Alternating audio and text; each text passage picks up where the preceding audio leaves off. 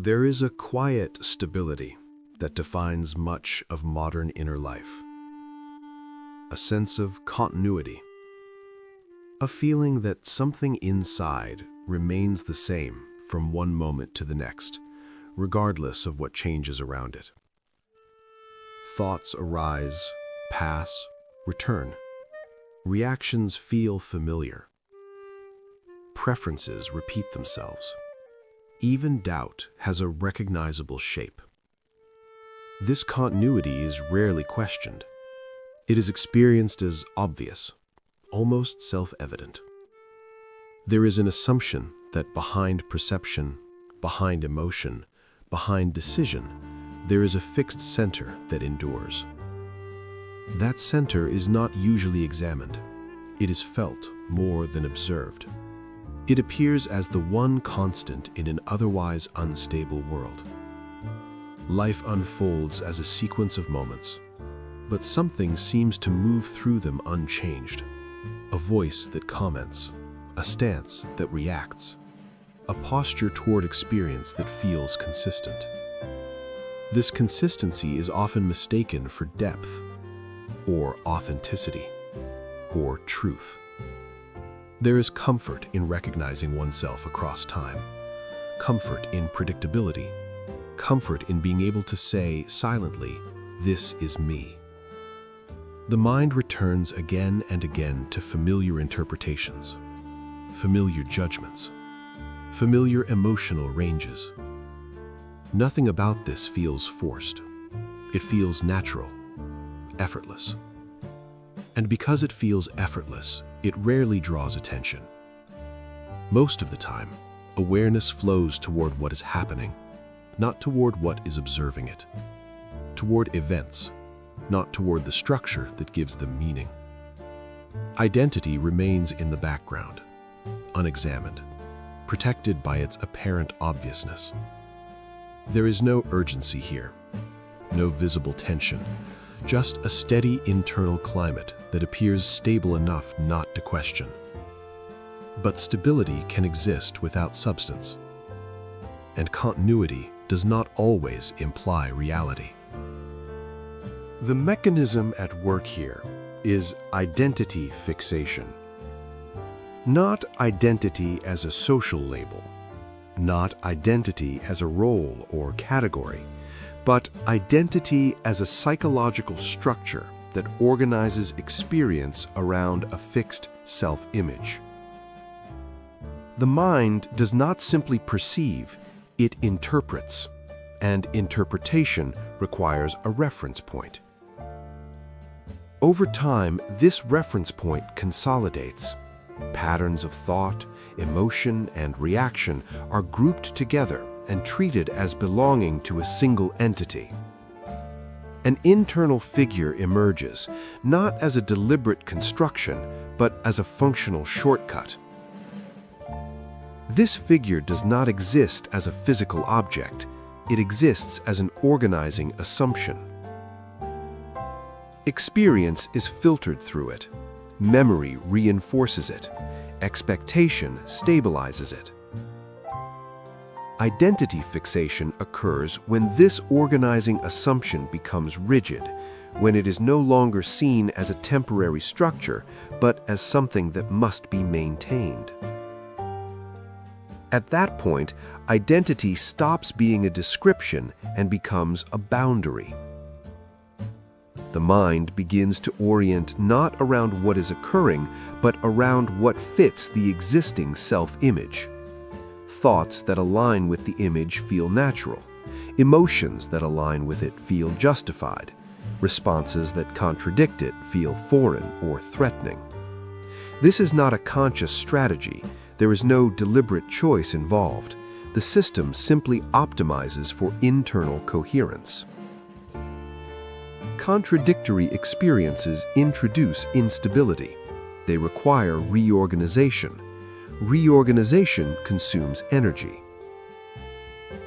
Identity fixation minimizes this cost by narrowing interpretation, by reducing ambiguity, by favoring continuity over accuracy. Over time, the fixed identity becomes something to defend, not actively, but automatically. Attention subtly shifts. What reinforces the identity is absorbed. What destabilizes it is minimized, reframed, or ignored. The mind begins to protect the image not because it is true, but because it is familiar. This protection is not experienced as effort. It is experienced as clarity, as knowing who one is. The more this structure solidifies, the less it is perceived as a structure at all. It becomes invisible, like a lens mistaken for the world itself. At this stage, identity is no longer a narrative among others. It becomes the silent reference against which all experience is measured. And anything that cannot be measured against it loses relevance. Emotional defensiveness. Effects of identity fixation are not immediate. They do not announce themselves. They unfold quietly over time through subtle shifts in perception. One of the first changes is a narrowing of internal range. Because identity favors consistency, experiences that fall outside the established pattern are processed with less resolution. They are felt vaguely, dismissed quickly, forgotten easily. This does not feel like loss. It feels like stability. Emotional variance decreases, not dramatically, but gradually. Intensity softens, edges blur. Experience becomes smoother, more predictable, less disruptive. Another change appears in attention. Attention becomes selective in a particular way. It gravitates toward what confirms the existing self-image. Not out of preference, but out of efficiency. Information that aligns is integrated effortlessly. Information that challenges requires friction. Over time, attention learns where to rest and where not to. This shapes perception itself, not what happens, but what is noticed. Memory follows the same pattern. Events that support identity are stored with clarity. Events that complicate it fade faster. The past begins to look coherent, not because it was, but because it has been edited. This coherence reinforces the sense of a stable self moving through time. The illusion strengthens.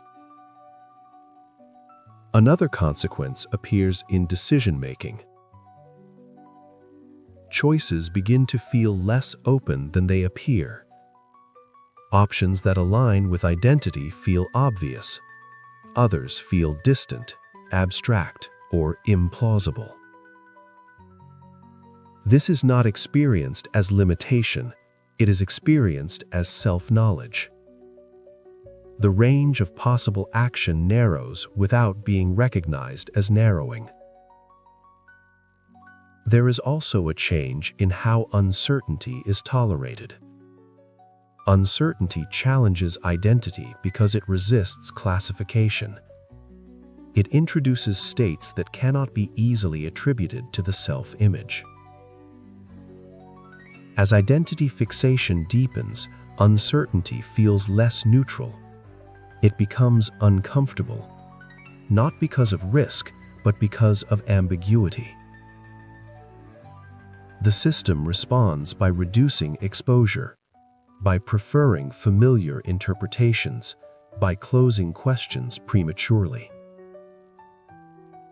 Over time, this creates a subtle rigidity, not in behavior necessarily, but in interpretation. Life continues, events occur, but the way they are understood remains constrained. Perhaps the most significant consequence is the weakening of direct experience. Identity fixation inserts a constant reference check between awareness and perception. Experience is not simply registered, it is evaluated in relation to the self-image. This creates a slight delay, a subtle distance. Awareness becomes mediated, filtered. The world is not encountered directly, but through the question of what it means for who one is. This mediation becomes so habitual that it disappears from awareness. It feels like perception itself. But something has shifted. Presence thins, not dramatically, quietly. And because nothing appears broken, there is no signal to investigate. Identity fixation does not collapse on its own. It does not demand resolution. It simply continues as long as it remains functional. The structure holds. Experience flows through it. Life appears coherent. There is no crisis inherent in this state, no obvious error. And yet, coherence is not the same as reality. A structure can be internally consistent and still be empty of substance. A pattern can repeat without pointing to anything solid beneath it. The identity that feels protected may not be a core. It may be a perimeter, not something that contains experience, but something that limits it. This is not a conclusion, just an observation. The mind continues to organize, to interpret, to stabilize. The sense of self remains intact, familiar, quietly defended. And beneath that defense, something remains unresolved, not as a problem, but as an open question. What is being protected may not be what it appears to be, and the protection itself may be the only thing holding it together.